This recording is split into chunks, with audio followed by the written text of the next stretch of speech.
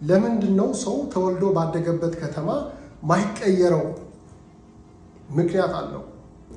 ብዙ ጊዜ አይታችሁ እንደሆነ አንተን ከድሮ ጀምሮ የሚያውቋችሁ ለረጅም ጊዜ ለአመታት የሚያውቋችሁ አብሮ አደጎች ፋሚሊ ሊሆን ይችላል፣ የሥራ ባልደረቦች ብቻ ከእናንተ ጋር ለረጅም ጊዜ ለአመታት አንድ አካባቢ፣ አንድ ሰፈር፣ አንድ መስሪያ ቤት ብቻ አንድ ትምህርት ቤት ያሉ ሰዎች የእናንተን ለውጥ ፖዚቲቭ ለውጥ አይፈልጉም። ልንገራችሁ ደግሞዋለሁ፣ የእናንተን ለውጥ አይፈልጉም። ለምን? የሰው ልጅ የሚኖረው በንጽጽር ነው።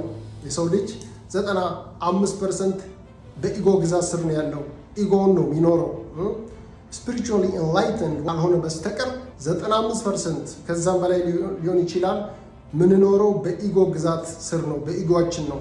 ኢጎ ደግሞ የራሱን ላይፍ፣ የራሱን ስኬት፣ የራሱን ደስታ የሚያገኘው በንጽጽር ነው። የሚያነጻጽረው ታዲያ ለረጅም ጊዜ ከሚያውቀው ሰው ጋር ነው።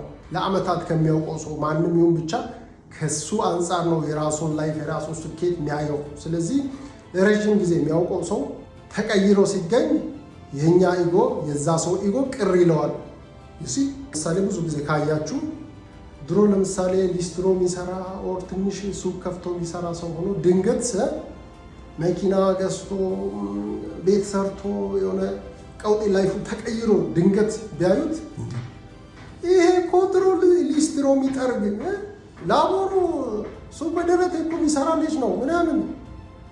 አያችሁ፣ የአሁኑን ማንነት የተቀየረውን ማንነት እያዩ ያንን መቀበል አይፈልጉም። ለዛ ነው ወዲያው የአሁኑ ማንነት እንዳዩ ድሮ እኮ እንደዚህ ነው ይላሉ። ዛትስ ኢጎ። ዩሲ ድሃ ሆነ ነው የሚያውቁት፣ ዱርዬ ሱሰኛ ሆነ ነው የሚያውቁት። ስለዚህ ኢጎ መሳሳት አይፈልግም፣ ስላንተ መሳሳት አይፈልግም። አንተን የሚያውቀው በዱርዬነት፣ በሱሰኛነት፣ በሊስትሮነት ነው። ስለዚህ ስላንተ እርግጠኛ መሆን ይፈልጋል። ስለዚህ ሁሌ አንተን ሊስትሮ አድርጎ ማቆየት፣ ዱርዬ አድርጎ ማቆየት ነው ይፈልገው።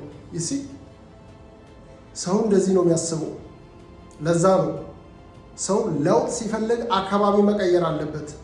ማይንድ በጣም ፓወርፉል ነው። በነገራችን ላይ አስቡት፣ እናንተ ሰፈር ያለ ሰው እናንተን በሆነ ማንነት ያውቃል። እናንተ ያን ማንነት መቀየር ትፈልጋላችሁ፣ ግን እናንተን ለአመታት የሚያውቅ ሰው በሙሉ የእናንተን ለውጥ አይፈልግም።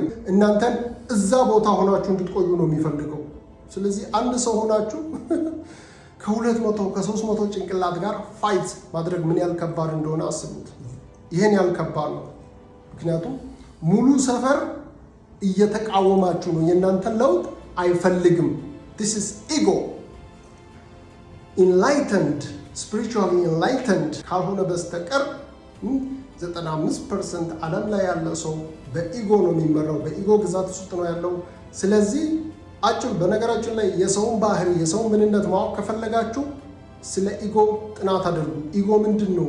ኢጎ እንዴት ነው የሚሰራው? የኢጎ ባህሪ ምንድን ነው? ኢጎን ካወቃችሁ ሰውን ታውቃላችሁ።